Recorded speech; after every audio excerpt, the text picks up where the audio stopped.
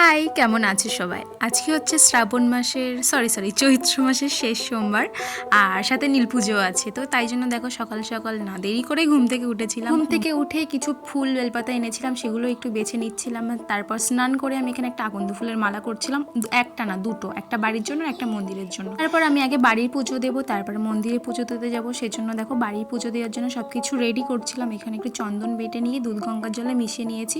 তারপর পুজোটা দিয়ে দিলাম, তারপর বাড়ির ঠাকুরের পুজোটা দিয়ে দিলাম। তারপর আমি মন্দিরে যাওয়ার জন্য পুরো রেডি হয়ে গেছি। একটু পায়ে আলতা পরেছিলাম আর শাড়ি পরেছিলাম, এত গরম পড়েছিল পুরো আমি ঘেমে গেছি। বাড়ি থেকে সোজা মন্দিরে চলে এসেছি আমরা সবার। এখানে এসে দেখি কিছু জনের পুজো দেওয়া হয়ে গেছে, তারপর আমরা দেব।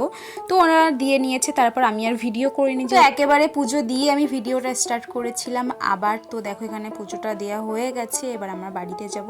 তো তারপর ওখানে ঠাকুর মশাইকে প্রণাম করে সবকিছু কমপ্লিট করে আমরা বাড়িতে যাই। বাড়ি আসার পথে কিছু কেনাকাটা করেছিলাম, সেটার আর ভিডিও করা হয়নি। তো আসার পথে লস্যি খেয়েছিলাম, যেহেতু প্রচুর জল তেষ্টা পেয়েছিল, তো ভাবলাম একেবারে একটু লস্যি খেয়ে নিই, আমাদের এখানে ফেমাস লস্যি। তো আমি, মা, দাদার মেয়ে খেয়েছিলাম, বৌদি চলে গেছিলো।